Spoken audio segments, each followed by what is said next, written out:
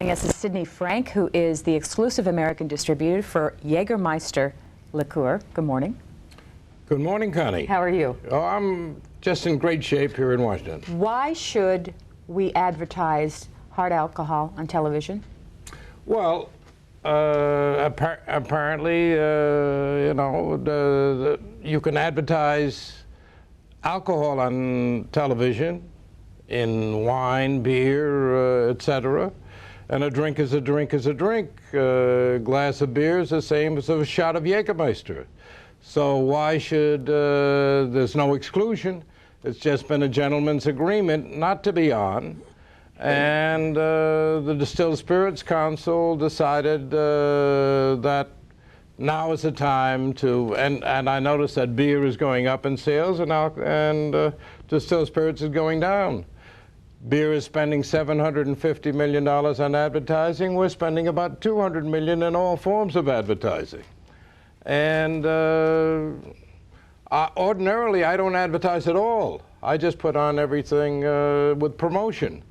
But it seemed like a good way to try the advertising. So we're advertising in one market, only California. Okay. And mainly San Francisco on television and the Howard Stern show, and only after 9 o'clock on television. And Howard Stern, I understand, is daytime. The children should be in school, and most of the audience is older. But you made those decisions in terms of your advertising plan. I made those decisions. There's no, as I understand it, there's no rule, but we wanted to be responsible. George Hacker is the Director of Alcohol Policies at the Center for Science in the Public Interest.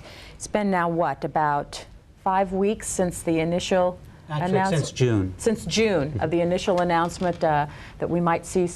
Go ahead, explain. It's been since June, since Seagram has been advertising on TV when they did an experiment in Texas.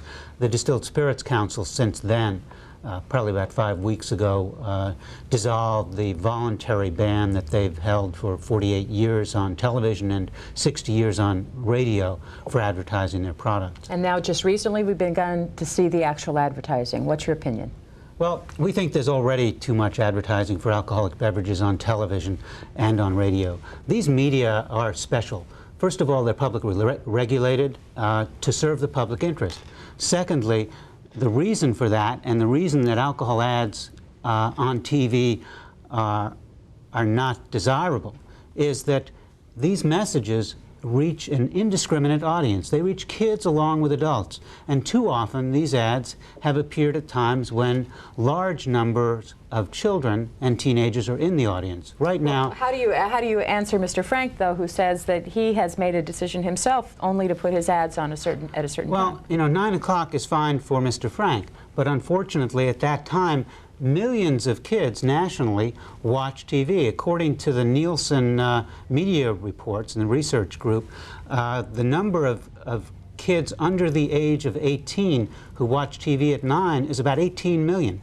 So that just by keeping your ads till after 9, you're not avoiding a large audience of underage persons. And let's not forget that these products, alcoholic beverages, are illegal for children under the age of 21. We have a strong public policy that suggests that kids can't buy, can't consume, can't possess alcohol in this country. And by allowing the promotion and now allowing the what may be an enormous amount of additional promotions for alcoholic beverages on TV, we're going to be upping the pressure on kids to drink. Let's face it, kids learn from these ads. I mean, many of them are most amusing, they're memorable. The Budweiser frogs, even the Seagram dogs, have a certain appeal for kids as well as for adults. Well, before we go any further, let's show some of the ads so that the viewers who haven't had a chance to see them or they're not running in their markets can see them.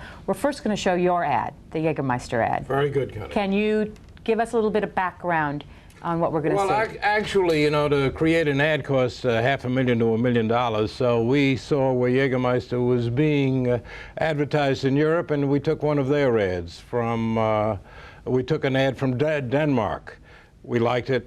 It was very nice, it was high class, and we just changed, and hardly any words spoken.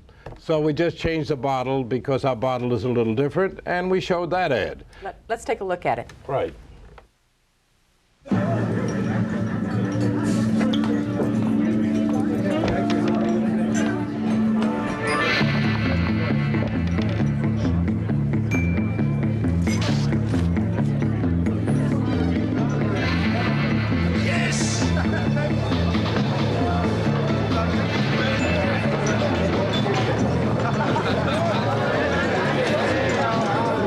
Jägermeister, so smooth. Mr. Hacker, what's wrong with that ad? Well, you know, the real problem here is not specific ads. The problem is what may be a potential flood of advertising for alcoholic beverages, for liquor, on TV, in addition to all the beer and wine ads that we already have. I'm not trained as a psychologist to analyze specific ads, though this ad clearly suggests a game in relationship to drinking, which may be problematic for kids who do play games when they're drinking. Drinking is a game for them, particularly young kids to drink. We should not be glamorizing drinking. We certainly shouldn't be making drinking a game. Mr. Frank? Well, I think I brought up a boy and a girl. They're adults now. We had wine, whiskey, beer around the house all the time. They never drank, they hardly drink today. I think that when you try to take it away from them, they want it more. During Prohibition, there was a lot more drinking than there is now because it was illegal. So I think that, you know, it's a glamorous thing. But also, I've never heard of these statistics that Mr. Hacker said about the binge drinking, etc. I don't know how authentic they are. They may very well be. However, I want a level playing field. I'm happy to see if beer and wine is not advertised, and for some, and if I can have enough reasoning in back of that, I'm happy not to advertise. I can't advertise much. I mean, our budget is minuscule, but I'm afraid that if I let the big distillers go in and advertise, they're liable to destroy my business. So I have to try it, you know. And I'm trying it really basically in Northern California for a 6-month period. And explain what Jägermeister liqueur is. It's 56 herbs from Germany. And the 56 herbs, you know, herbs are a big thing here in the States. Now they're over $1 billion worth of herbs. And also the main thing, when I think of what Jägermeister tastes like, to me it tastes like money because I'm making money on it. And what is the proof? It's 70 proof, which is less than any other distilled spirit, basically, less than Scotch, less than 35% alcohol, less than Scotch, less than vodka, less than gin, less than bourbon. So it's very responsible. I would be against any distilled spirit that came in at a very high proof. You know, I think that's wrong. So I'm trying to be responsible. And also, my family has been in this business for 3 or 4 generations. It's a way of life for us. I take the attitude that they do in France. I mean, in France, if you have, apparently there's soundproof, that if you have a drink of wine with a meal, you have tremendous number, probably less heart attacks than we have people than alcoholism in this country. And we know that Jägermeister with the alcohol is the same as drinking wine. So there are benefits to this. And I suppose that Mr. Frank would like to see people drinking Jägermeister as people drink wine in France, for example. I'm not going to get into that issue. I think Mr. Frank slightly overstated what the evidence demonstrates with regard to the health benefits of alcohol consumption. But I want to just repeat the liquor advertising on TV and radio. Mr. Frank, just a question to you. Wanting a level playing field, yes. Would you be happy if all advertising for beer, wine, and all liquor were taking off television? I'd be happy. Would that be a level playing? That may not be Discus's position, but me personally, Well, that gives me, I can spend my money in other ways and go and play golf more often. But first we'll look at the ad and then we'll take a call. Let's go ahead and take a look at the Seagram's ad. A great idea.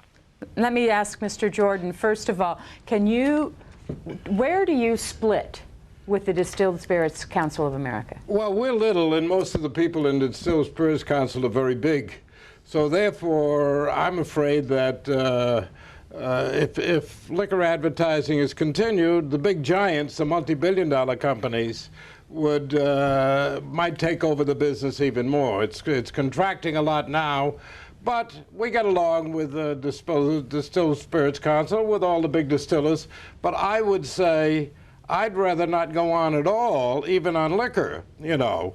But if everybody else is going on and if that's the decision of the majority, I'll go along with it for a while. That's what our concern is, that everyone will need to go along, and not only will the smaller and all the tiered distillers go on, but also the brewers will have to crank up their advertising as well to compete with this new advertising from the liquor industry. So there'll be a flood, and we're going to see a massive amount of new advertising for alcohol, and that's our concern. The other thing is that if the liquor industry, which is why the Distilled Spirits Council talks about its code of good practice, if it can't keep its members in line. You know, George, I have one place where I would disagree with a number of places, but one particularly.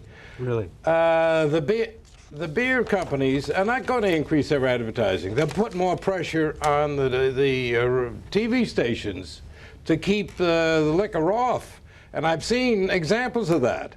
So they want liquor off. Actually, if I try to get on a lot of, we call every TV station.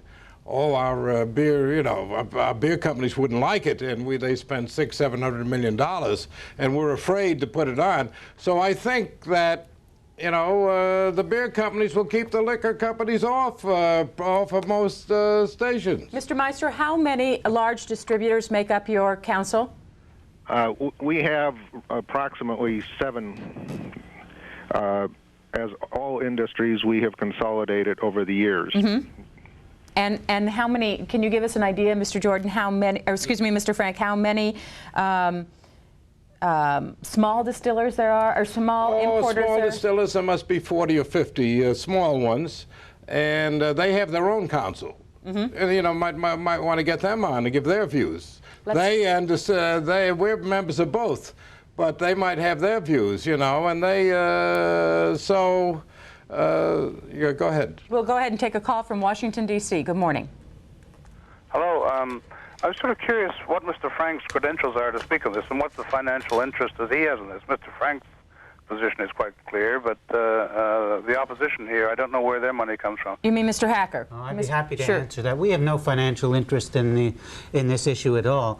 I work for a group called Center for Science and the Public Interest, which publishes a well-read health newsletter called Nutrition Action. We have about 850,000 subscribers that provide in subscription money and in donations about 96 or 8% of our budget. My project receives a couple of small grants from 2 foundations. We have no pecuniary interest in the outcome of this debate whatsoever. How long have you been involved in it? Since 1981, 1982, and I've been at Center for Science since 1982. Let's take a call from Las Vegas. Good morning. Good morning. You're on the air. Go ahead, Las Vegas. Thank you. My concern is it's not the alcohol that's advertised on TV, because if you're around a bunch of teenagers, you'll find they primarily drink beer if they're going to drink anything. My problem is, and they smoke pot, and they go into worse drugs than that. They watch MTV. They watch things that more nudity and things like that that's on TV is doing more damage to our young people than drinking. Meister, who is the president and CEO of the Distilled Spirits Council of the United States. And then we have a small importer who has joined us this morning. His name is Sidney Frank, and he is with Jägermeister Liquor. And that comes from where? It comes from Germany, 56 herbs. How many people drink it here in the United States? Millions. Millions? Millions of people drink it, especially in ski areas and surf areas. And I was just over at Aiken Gump, and I talked to one of the partners. He has 3 children that are 23, 25, and 27. They're all big Jägermeister fans. So I would say anything from 21 to 35, for some reason, they don't want to drink what their fathers and mothers were drinking. They like to drink Jägermeister. They don't really like to see it advertised. Springfield, Missouri, you're next. Good morning. Percent. How- So Tell me something, George. What's your budget? How much does your association? my budget, my staff's budget. No, the whole. For Center for Science and the Public Interest? Oh, it's probably a little over 10 million. 10 million. 10 or 11 right? You mean million people dollars. contribute $10 million, or mostly foundations? No, it's almost entirely from subscriptions to our newsletter. To a newsletter. Okay. Yeah. But Thank you.